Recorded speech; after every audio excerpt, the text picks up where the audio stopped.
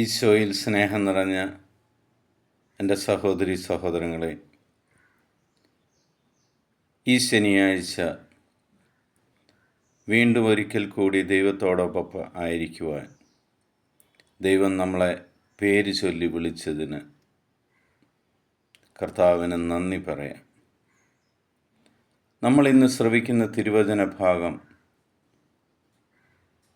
ലൂക്കാ എഴുതിയ സുവിശേഷം 9-ാം അധ്യായം 29-ാം തിരുവചനം. പ്രാർത്ഥിച്ചുകൊണ്ടിരിക്കുമ്പോൾ അവൻ്റെ മുഖഭാവം മാറി വസ്ത്രം വെണ്മയോടെ ശോഭിച്ചു.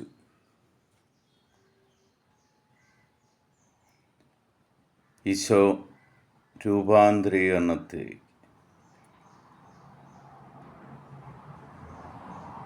ഈശോയെ വീണ്ടും പിതാവായ ദൈവം ഇവൻ എൻ്റെ പുത്രനാണെന്ന് പ്രഖ്യാപിക്കുന്ന ആ ദിവസം, അതിനുവേണ്ടി ദൈവപുത്രനായ ഈശോ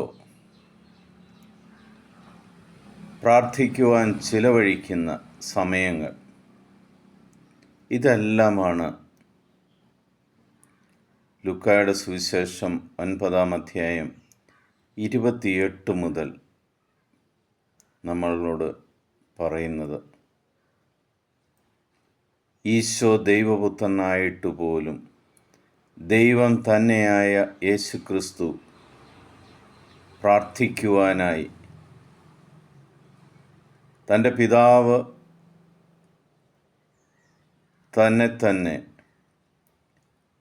ആ പിതാവിൻ്റെ മകനായി ലോകത്തിൻ്റെ മുന്നിൽ പ്രഖ്യാപിക്കുന്നതിന് മുമ്പായി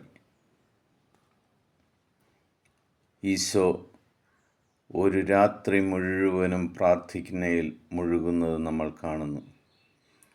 ഒരു ദിവസം മുഴുവനും പിതാവായ ദൈവത്തിൻ്റെ മുന്നിൽ പ്രാർത്ഥനയോടെ കഴിയുമ്പോഴാണ് ദൈവപുത്രനായ യേശുക്രിസ്തു പോലും മഹത്വപ്പെടുന്നത് ദൈവവചനത്തിലൂടെ നമ്മൾ കാണുന്നത്.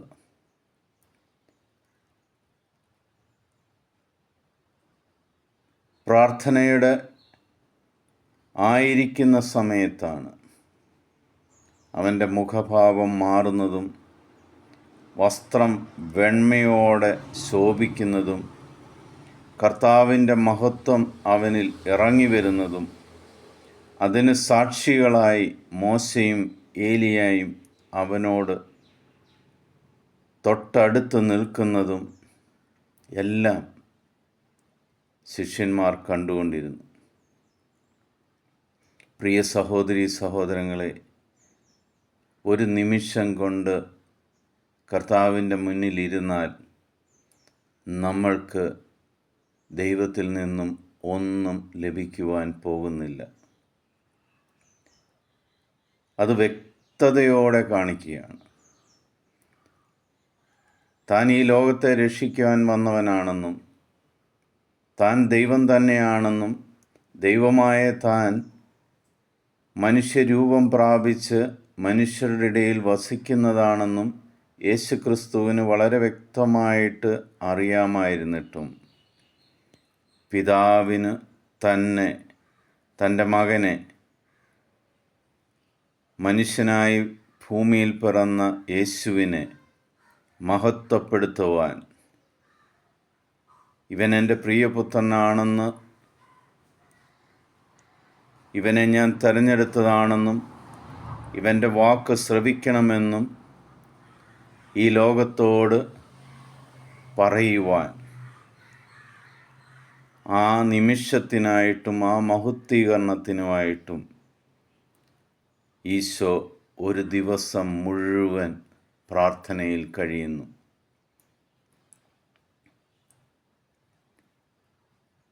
മലയിലേക്ക് പോയി ഏകാന്തതയിൽ 2 ശിഷ്യന്മാരുടെ ഒപ്പം,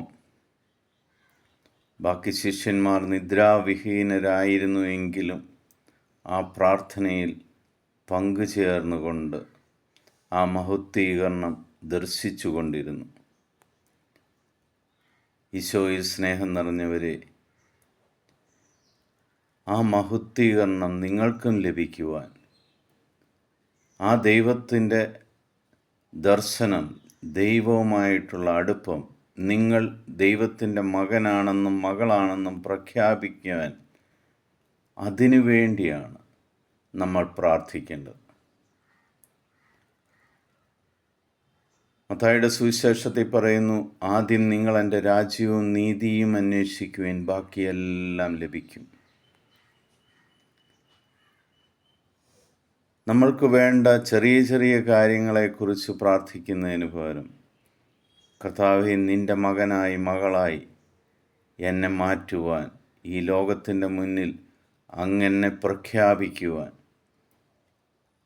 ഈ മണിക്കൂറുകൾ, ഈ ഒരു ദിവസം മുഴുവനും അങ്ങയുടെ കൂടെ ഇരുന്ന് പ്രാർത്ഥിക്കുവാൻ, അങ്ങയിലൂടെ മഹത്വപ്പെടുവാൻ, അങ്ങേ മുഖം ദർശിക്കുവാൻ എന്നെ നീ ഒരുക്കണമേ എന്ന് ശാന്തതയോടെ ഇരുന്ന് പ്രാർത്ഥിക്കുക. പിതാവായ ദൈവത്തിൻ്റെയും പുത്രനായ യേശുക്രിസ്തുവിൻ്റെയും പരിശുദ്ധാത്മാവിൻ്റെയും സഹായം നിങ്ങളുടെ കൂടെ എപ്പോഴും ഉണ്ടായിരിക്കട്ടെ.